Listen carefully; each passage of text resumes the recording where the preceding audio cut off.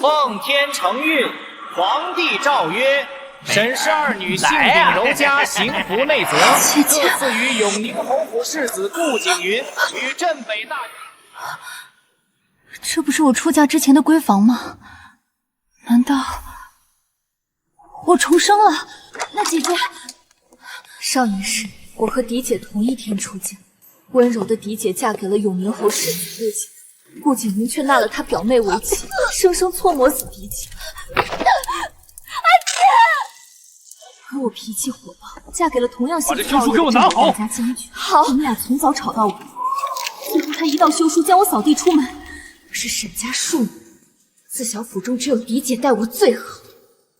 这一世，我绝不会让他重蹈覆辙。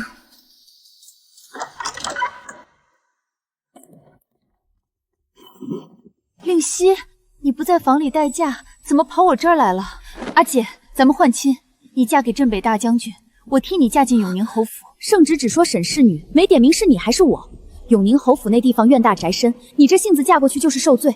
镇北大将军虽然鲁莽些，但后院干净。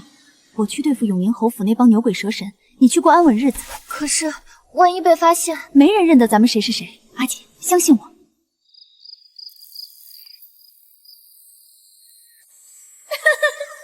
你们这一家子啊，都是活该。上一世阿姐被侯府绿茶表妹气到抑郁而终，这一世换我来收拾那个林婉儿。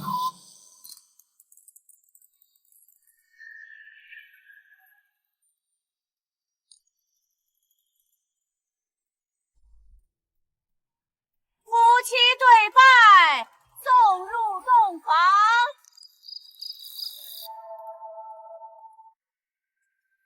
世子，不好了，婉儿姑娘心口疼的救急犯了，已经晕过去了，您快去看看吧。你给我站住！你那表妹早不晕晚不晕，偏赶在你我洞房的时候晕，这招数我见得多了。不要胡言，婉儿的确有心病。胡言？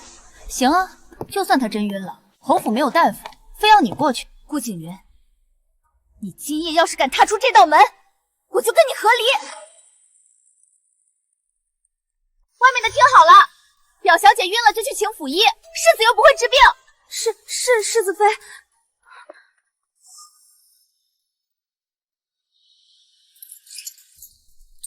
想给姑奶奶下马威，门儿都没有。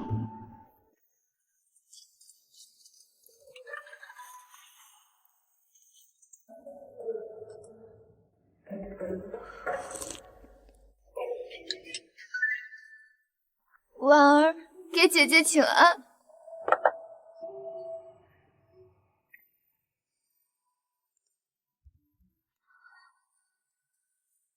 敬姐姐新茶。主母进门头3日祭宿，你穿得跟守丧似的，叫谁姐姐啊？姐姐恕罪，婉儿不是有意的，是昨夜心急发作，未曾安睡，今早实在是手软无力。表妹这手抖的确实厉害，看来是病得不轻啊。是婉儿福薄，冲撞了姐姐。不过就是口茶，我怎么会怪你呢？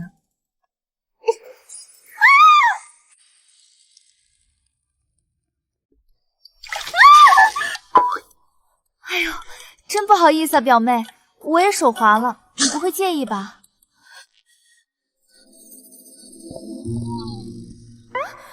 表哥，愣着干什么？还不快把表小姐领回去，免得在这吹风受了凉。不知道的还以为我这做嫂子的欺负她。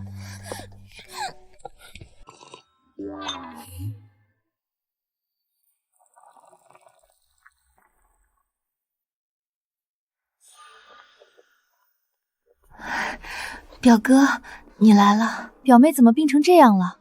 快好好躺着。你身子骨这么弱，往后可得少出来走动。府里的事情有表嫂呢，你只管安心养着。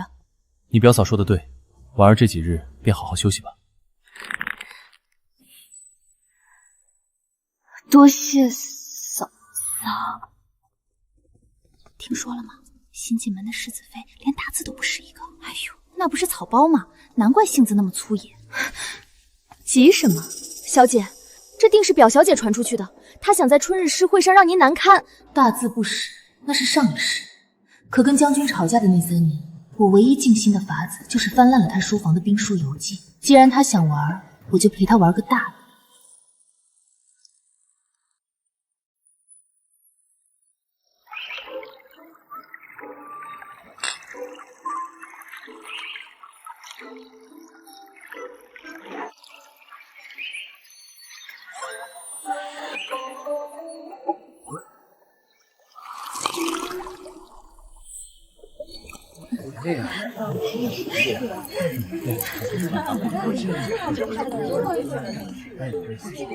驿外断桥边，寂寞开无主。已是黄昏独自愁，更着风和雨。好诗，意境清冷孤高，婉儿姑娘果然才思敏捷，这般风骨，恐怕全上京也寻不出几人能敌。早就听闻沈家姐姐是上京有名的才女，妹妹一直心向往之。可近来又听下人们嚼舌，说姐姐似乎并不会写字。姐姐这才女之名，该不会是误传吧？妹妹消息倒灵通，不过识字不多，总比某些偷别人诗充脸面的人强些。表妹，你刚才那首《咏梅》真是你写的？表嫂，这是什么话？此诗自然是我所作，你莫要为了遮丑就血口喷人。这诗明明是一位姓杜的才子所作，你只念了上句，可知道下句是什么？无意苦争春，一任群芳妒。零落成泥碾作尘，只有香如故。这下阙更有风骨，就是这般意境。表妹，你既然自称作者，怎么连自己诗的下半截都忘了？还是说，你根本只知道这偷来的前4句？真没想到，这所谓的才女竟是偷诗贼！你凭什么说我是偷的？你有证据吗？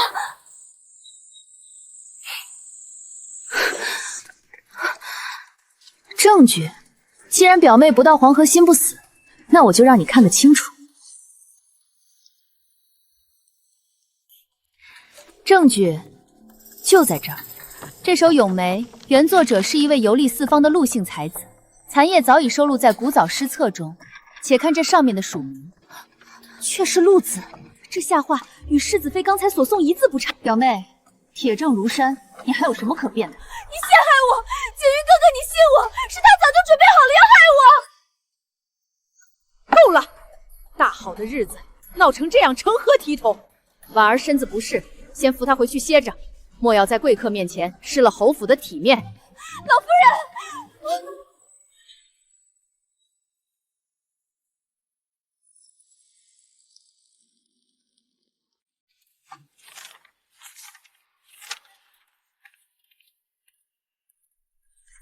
前世阿姐总说嫁妆莫名其妙少了，还以为是下人偷窃，现在看来，分明是有贼惦记。春映，过来。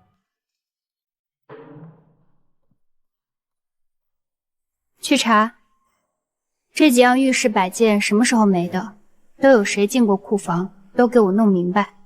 是，奴婢这就去办。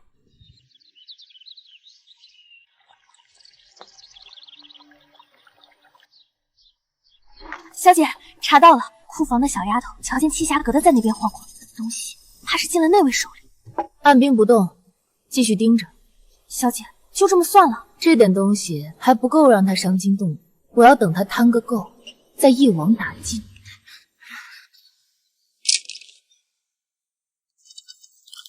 一对赤金镯子，5匹流光锦，1匣南珠，胃口真不小。带上人，跟我去栖霞阁。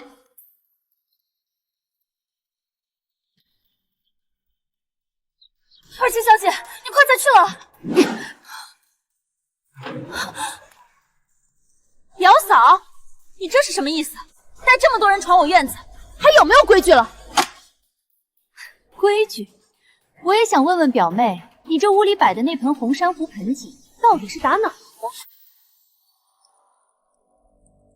的？表嫂，这可是我已故的姑母，也就是景云哥哥的母亲，临终前留给我的念想。你难道连这个也要夺了去？那可真是巧了，我这单子上也有一件一模一样的，是我沈家压箱底的嫁妆。你休要血口喷人，给我搜，仔细的搜，看看我那单子上少了的东西是不是都长了腿，跑到表姑娘这儿了。简灵犀，你疯了！敢动我的东西！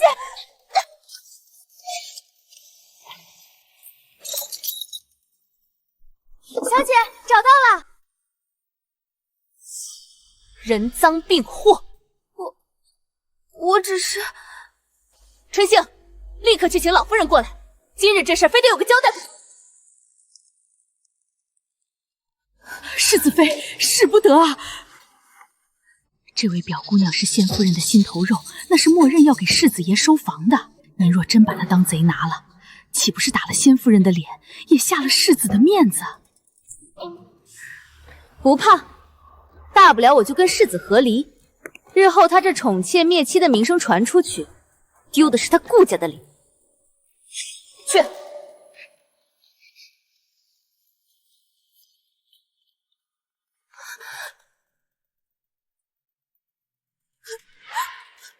这到底是怎么回事？表哥，表嫂带人闯进来，二话不说就翻我的屋子，硬说我偷东西。我好歹是官家女儿，何曾受过这般折辱？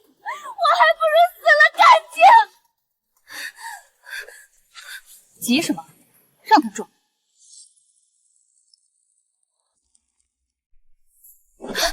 表哥，你怎么不拦着我？桌子就在那边，又没人拦你。你要真想死，赶紧的，别光动嘴皮子。表哥，你看他这是要把我往死里逼啊！你为何如此咄咄逼人？非要闹到这般不可收场的地步吗？我咄咄逼人？顾景云，看清楚了，这是我的嫁妆，他手脚不干净，偷了我的东西，人赃并获就在这里。我没有偷，表哥，那是当初姑母在世时亲口说的。我不过是看着这几样东西合用，先拿来摆摆。表哥，若是姑母还在，她绝不会让人这么作践我的。拿已故婆母出来压我。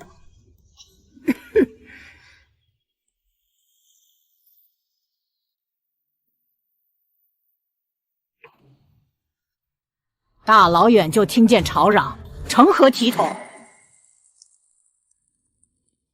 祖母，孙媳并非有意惊扰，实在是清点嫁妆时发现残缺，核对之下，才在表妹房中寻获。这是沈家开的原单，这是方才搜出的实物，红珊瑚、南珠、赤金镯，分毫不错。去，把地上这些不属于表姑娘的东西都给我搬回世子妃的库房，一件不许少。老夫人，婉儿只是……婉儿，你姑母疼你是念着骨血亲情，岂是让你借此行僭越偷窃之事的？你太让我失望了。今日之事到此为止，婉儿回房好生抄写女诫静心。都散了吧。是，孙琦恭送祖母。老夫人，世子妃这性子似乎有些刚烈了。这侯府后宅如战场，那些柔弱端庄的见多了，倒是个个守不住门庭。如今正需要这么一个能镇得住场子的。世子妃，这是老夫人吩咐送来的，往后府里的大小私事，还得请世子妃多费心。林婉儿，这侯府的天该换一换。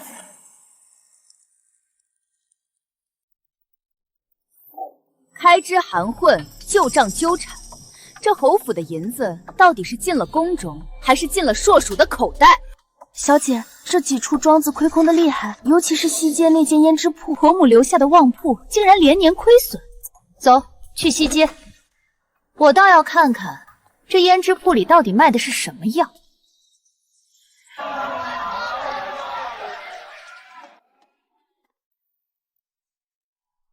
哟，这不是世子妃吗？哪阵风把您给吹来了？王掌柜，把近3年的底账拿出来，我要对账。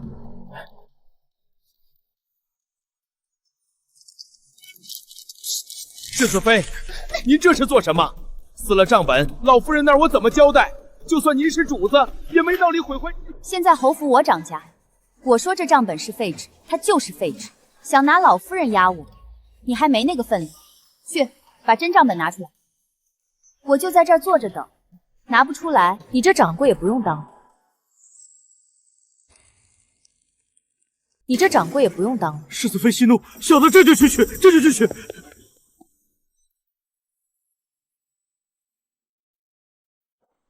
哼，这才是能见人的东西。春兴，上算盘。3月采买虚高3成，5月利润抹平5000两，这一进一出，银子都进了谁的口袋？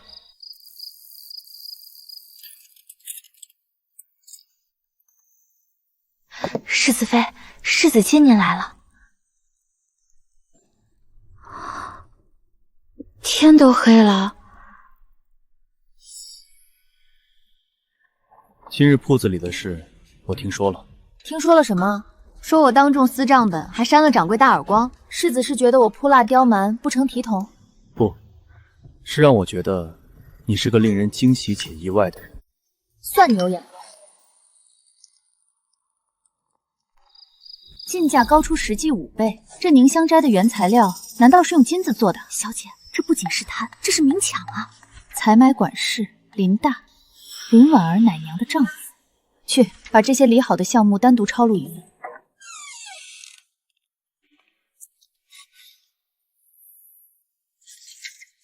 5倍，他们胆子竟这么大！凝香斋是婆母留下的产业，意义不同。此事牵扯林家旧仆，我不便越俎代庖，还请世子定夺。我明白了。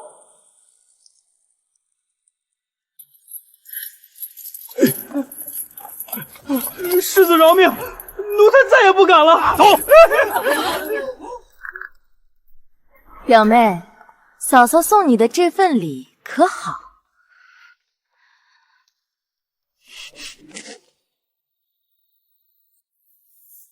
小姐，栖霞阁那边不安分了。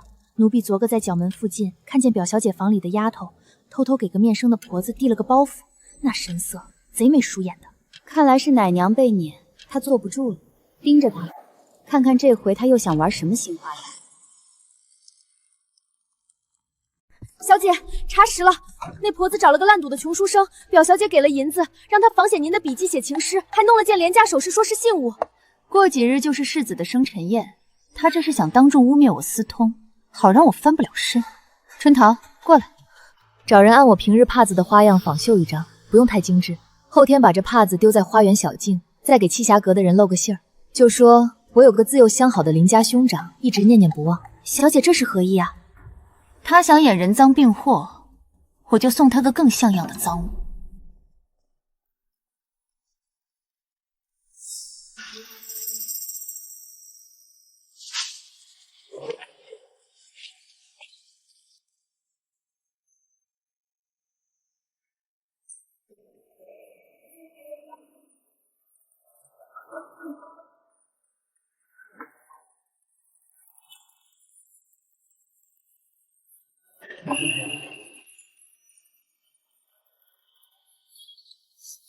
老夫人，婉儿今日宁肯冒着冲撞世子生辰的罪名，也要告发一桩丑事。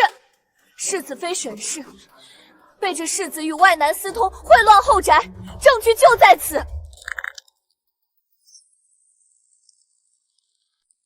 那外男就在此处，他受不住良心谴责，亲自来向世子认罪了。你说这是我亲手写给你的情诗？是，字字句句皆是沈小姐不世子妃的真情流露。请祖母世子允准，取笔墨一用。准。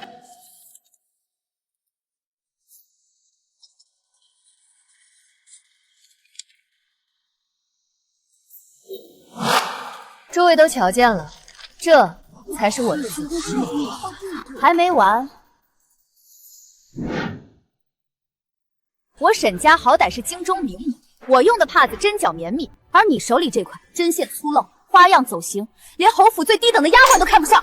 说，到底是谁指使你伪造这些，诬陷于我？小人证，是林婉儿，是她让牙婆找到小人，许了重金让我伪造的。小人鬼迷心窍，求世子妃饶命啊！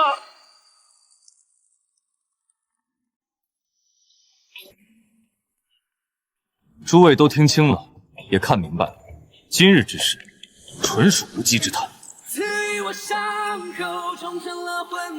沈氏是我的妻子，永宁侯府的世子妃，侮辱她，便是侮辱我顾景云。日后再有此事，无论是谁，一律赶出侯府，绝不姑息。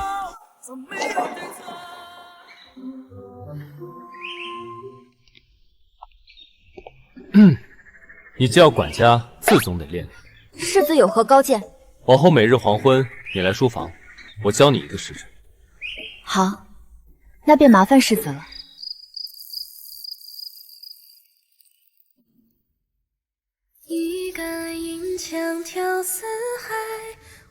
指尖用力，手腕放平。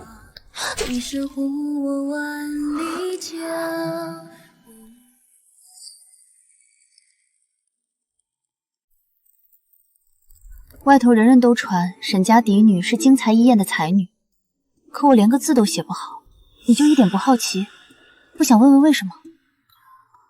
无论你是为何不识字，还是传闻有误，总之，你现在嫁给了我，是我的妻子。字写的难看，那就学，我教你，以后自然就会写了。过去的事不重要。奇怪，我怎么心跳的这么快？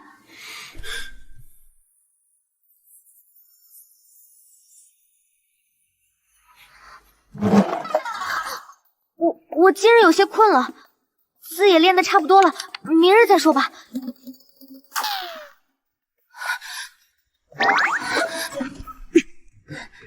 沈灵溪，你前世和将军打架都没怂过，今天这是怎么了？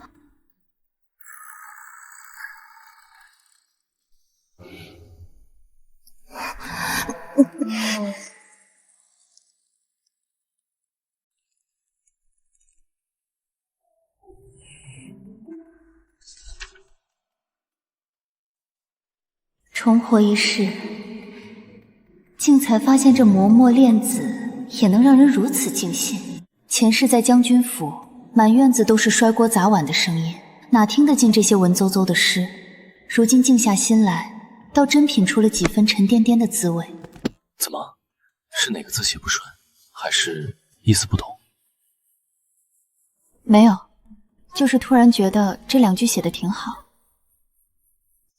是写的很好，执子之手，就像你跟我。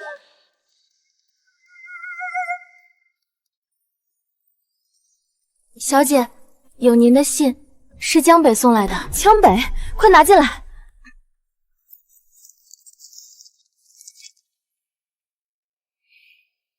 粗中有细，姐姐，这辈子你总算没嫁错人。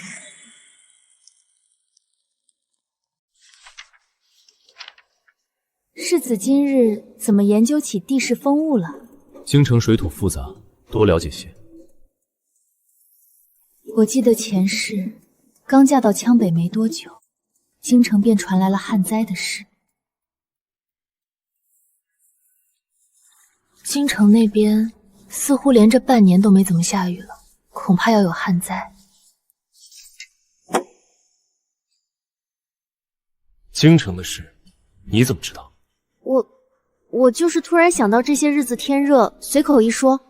怎么，说错了吗？没，练字吧。世子妃，京中大旱，庄稼长势极差，咱们投进去的银子全打了水漂，再这么亏下去，侯府的根基怕是要动摇了。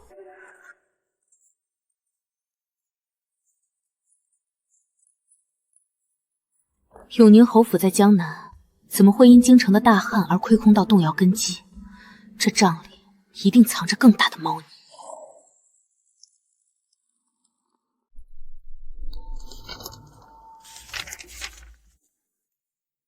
想起来了，是运输。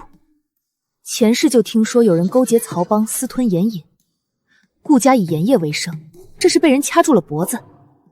如果我直接告诉顾景云，必然会引起他的怀疑。倒不如把账做出来，将疑点往盐上引，他自然不会怀疑我。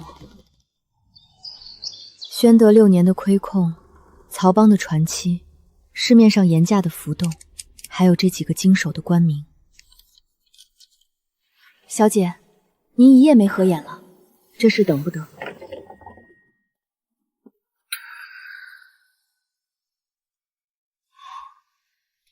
世子，这账我算出眉目了。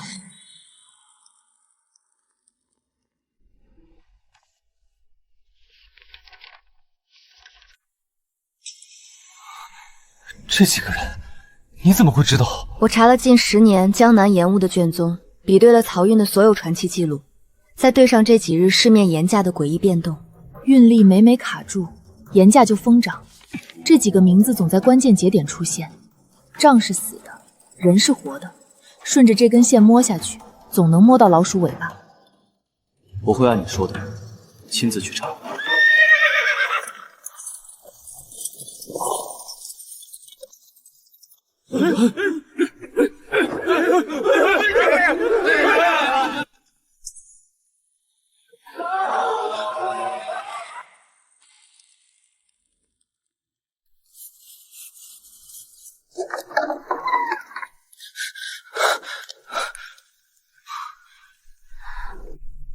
世子，事办的不顺，这眼神怎么跟丢了魂似的？景云能娶到你，真是我们永宁侯府天大的福气。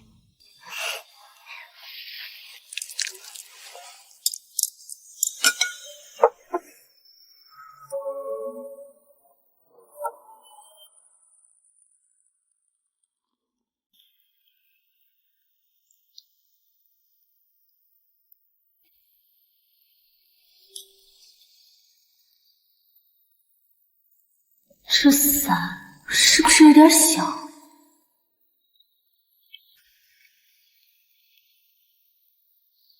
在干什么？看残荷听雨声，也别有一番味道。你当初为什么愿意嫁给我？总不能说我是看够了你跟狄姐上辈子互相折磨，这辈子特意来换个火坑跳吧？因为我知道永宁侯世子顾景云是个重承诺、有担当的真君子，嫁给这样的人，日子或许不轻松，但心里踏实。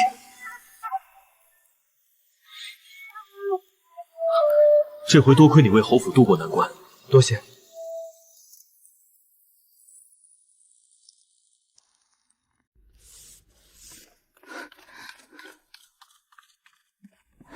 小姐，林婉儿那边不太对劲。这段日子忙着账目，倒是把他给忘了。怎么，他又出什么幺蛾子了？他这几日出府极其频繁，借口说是买胭脂水粉，可奴婢派人跟着，发现他每次都转去后街，见一个戴着围帽的男人。男人？什么样的人？看不清脸，但瞧着那身段做派，不像是正经仆役，倒像是专门打听消息、牵线搭桥的人牙子。人牙子？这是不甘心输给我，要开始挖我的土。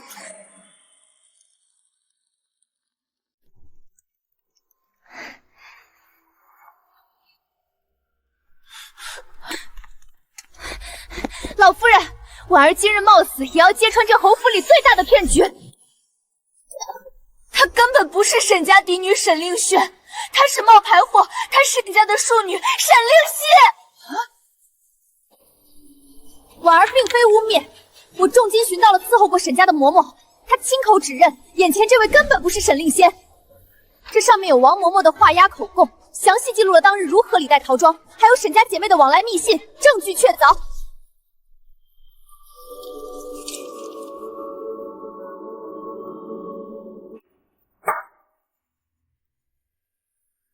婉儿说的，到底是不是真的？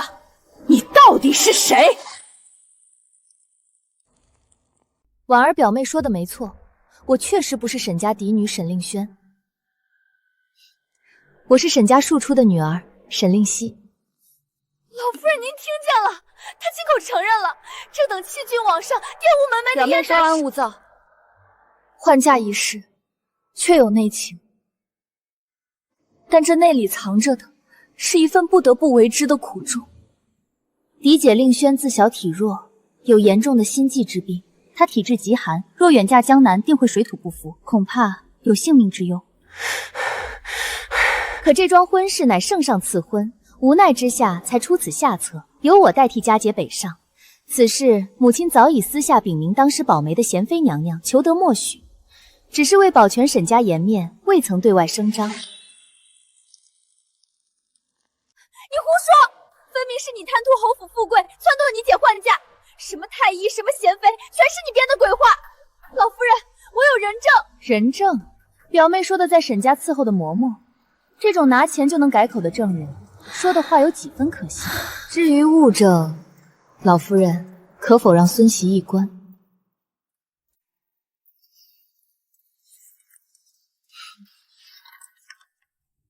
这字迹仿的的确形似，但这印，佳姐曾受静安师太指点，师太一生清雅，从不用玉印，佳姐也视此为戒。这些家书全是假的，还有这一张。家父有个习惯，凡是写家书，他总会在署名之后点上极小的一个墨点，意为言尽于此，但心念不止。这是他少年时授业恩师留下的习惯，几十年来未曾变过。可这字纸末尾干干净净，什么也没有。婉儿，你还有什么好交代的？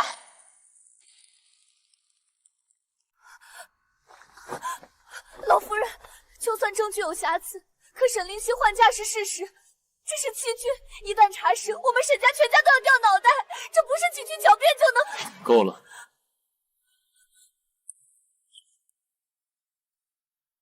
祖母，此事无需在意，我不管他是谁，我只知道他是八抬大轿抬进永宁侯府大门的世子妃，与我拜堂成亲的是他，为侯府管理内宅的是他，在侯府危难之际挺身而出的也是他。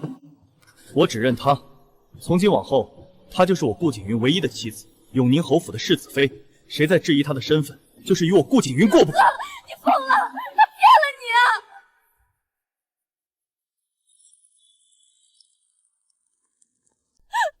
祖母，今日让您受惊了，此事到此为止吧。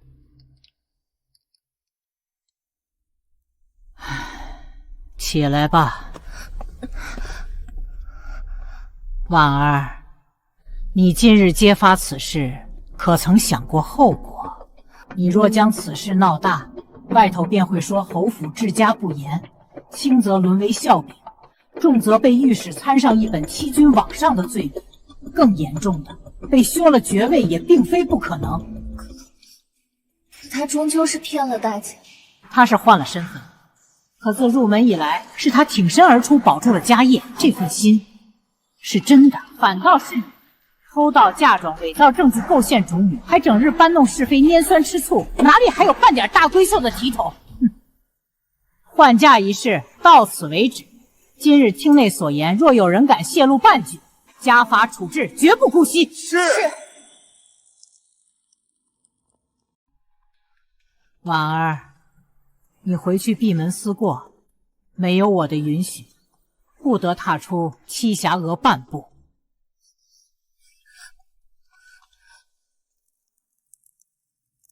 就这么接过了。老夫人虽松了口，可顾景云心里到底怎么想？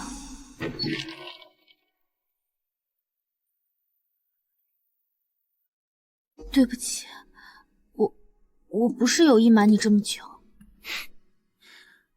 我早就知道了。你猜到了？什么时候？早在我们成婚不久，我就猜到了。传闻中的沈家嫡女，温婉似水，才情过人，最善琴棋书画。可你呢，泼辣果决，自显得歪七扭八，偏偏对田庄丈母人情世故敏锐的吓人。一个人再怎么变，鼻子里的东西。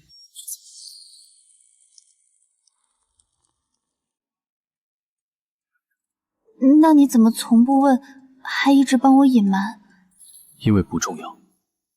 重要的是，八抬大轿抬进我顾家大门的是你，为侯府忧心奔走的是你，让我觉得心动、想要靠近的人，也是你。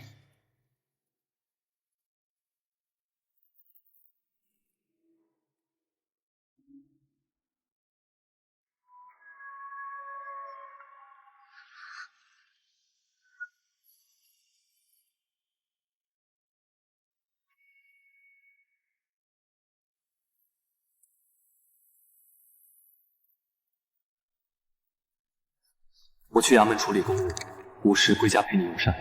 令你的字还需多练。父听命。林婉儿被关了1个月，还没死心。小姐，栖霞阁那个洒扫丫头平儿，最近老往咱们院墙根晃头，跟咱们院里的小桃递过2回东西，瞧着像香囊，又像帕子。闭门思过还不消停，看来他是嫌日子太闲了。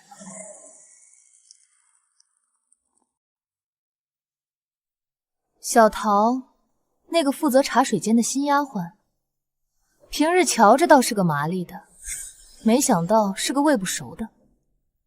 盯紧些，看看他到底要做什么。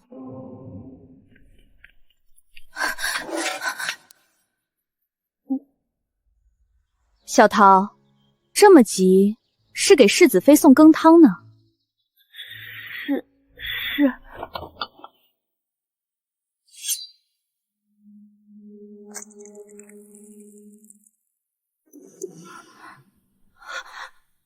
饶命啊！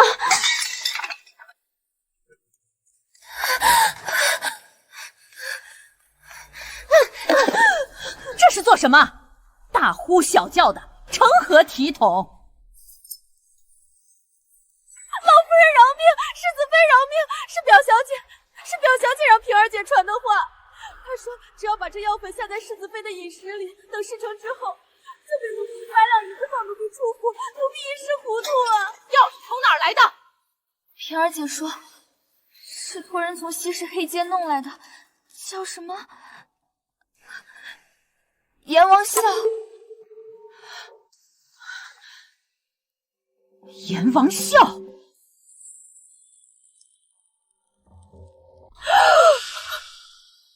那可是前朝宫里的禁药，无色无味，半勺就能让人七窍流血啊！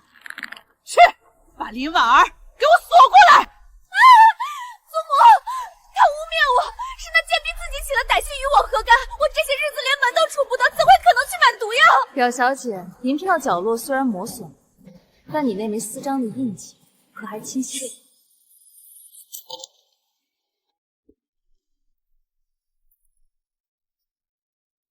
表妹，你初进侯府，我以礼相待；你偷我嫁妆，我看在亲戚情深上，给了你改过的机会。你伪造情诗，污我清白，念在已故婆母的份上，只要你闭门思过，我自问不曾亏待你，更不曾主动害你，可你却一次又一次，非要置我于死地。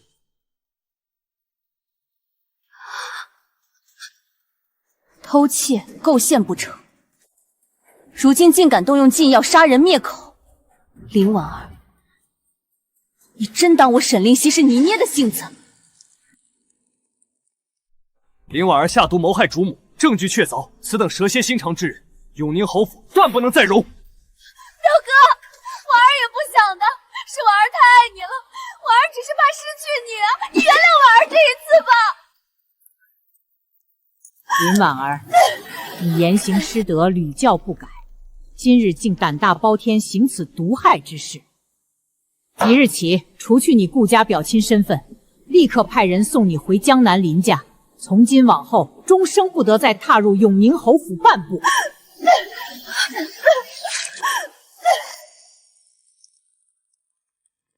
从今日起，侯府家规重立，各房职责、赏罚条例皆已贴在墙上。王管事、李管事，你们在田庄和铺子里那点阳奉阴违的勾当，我已查实，拿了遣散费，滚出侯府。空缺由做事踏实的新人补上。这东郊庄子的章程，我觉得来年得改改。按你的想法办，我信你。该陪你回趟沈家了。你出嫁后还未正式归你。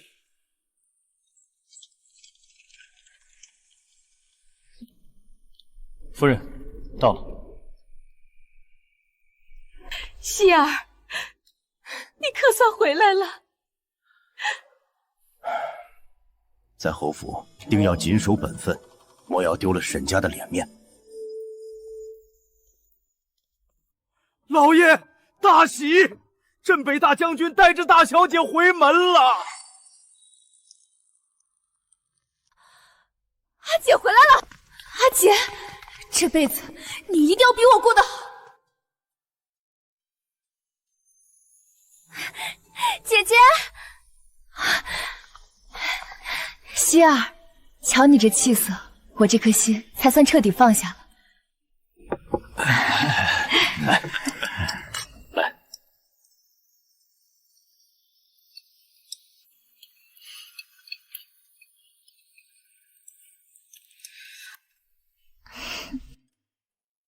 阿姐，老实告诉我，大将军那暴脾气，他呀脾气是急，可待我是真细心。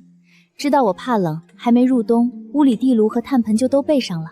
我不过提了一句想念上京的软糕，他就不知从哪儿寻来个会做上京点心的厨子。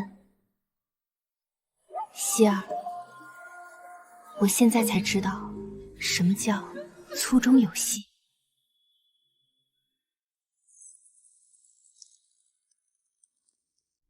如今有了这孩子，他更是小心的不得了，在我面前说话都压着嗓子，走路都怕带起风来。阿姐，这就好，这就好。希儿，那你呢？世子待你如何？他话不多，但对我也很体贴。每回我在侯府主持中贵，遇到难处他都会帮我，还会教我写字。我们姐妹俩如今总算都找对了自己的路，有了自己的归宿。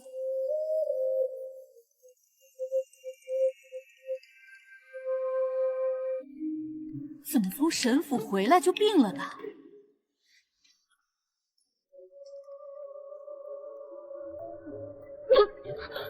快端走，这味儿！快去请府医。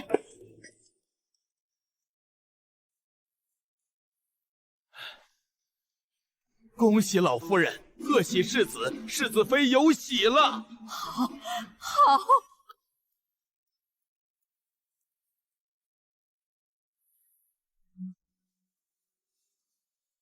希儿，谢谢你。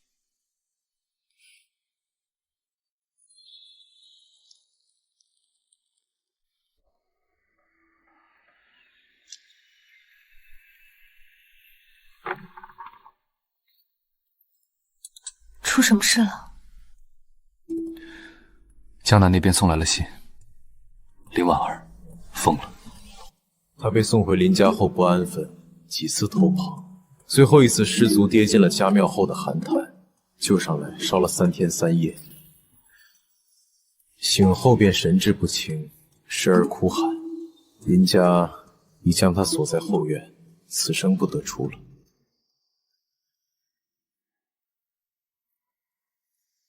希儿，你心里难受？只是觉得他这一生本不必如此。若他肯安分，老夫人定会为他寻一门好亲事。可他偏要盯着不属于自己的东西，反而把自己活生生毁了。执念太深，终是害人害己。希儿，这一生能娶你为妻，是我顾景云最大的幸运。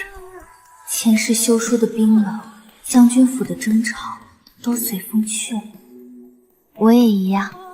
我好想跃到天地之间，去追回失去了的信念，哪怕追寻千年。